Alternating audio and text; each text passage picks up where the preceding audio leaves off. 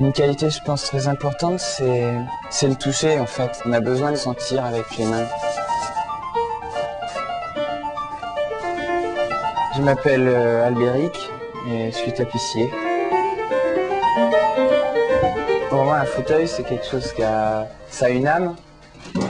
C'est quelque chose de vieux, il a eu une vie, il a eu plein d'histoires. Il faut le respecter, il faut essayer de lui redonner de la vie aussi en même temps.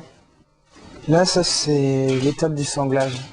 Au début, on a le fût, c'est la carcasse nue.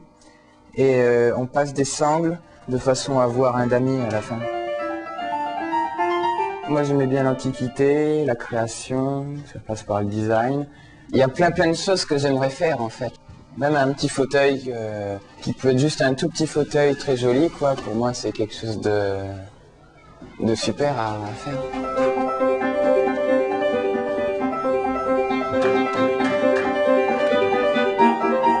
On reprend essentiellement les vieilles techniques. La seule différence que bon, aujourd'hui j'ai la graffeuse, sinon ça serait pratiquement les mêmes qu'il y a 100 ans, voire 200 ans. La difficulté de la mise en crin, déjà, c'est de faire quelque chose d'uniforme. Et faut arriver à avoir une certaine densité de crin aussi. Il n'y a rien de sûr encore, mais je pense que je vais sûrement m'installer. Ce qui est bien lorsqu'on se met à son compte, c'est qu'on arrive à avoir une certaine liberté.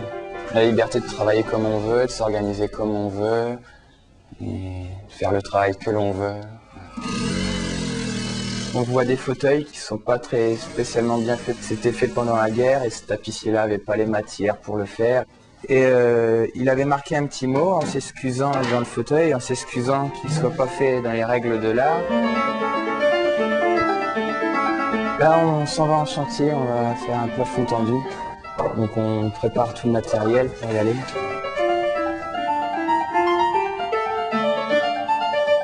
Le plus délicat dans la pose de teinture, en fait, je pense que c'est lorsqu'on pose un tissu avec des motifs ou avec des rayures où en fait on doit tout raccorder. Avec le client, le tapissier, ce qu'il a commencé par faire, ils ont essayé de tout accorder ensemble avec les fauteuils, la moquette, le dessus de lit et les rideaux. L'aspect d'un beau rideau, c'est la façon dont il tombe, dont les plis cassent et le volume qu'il donne fini.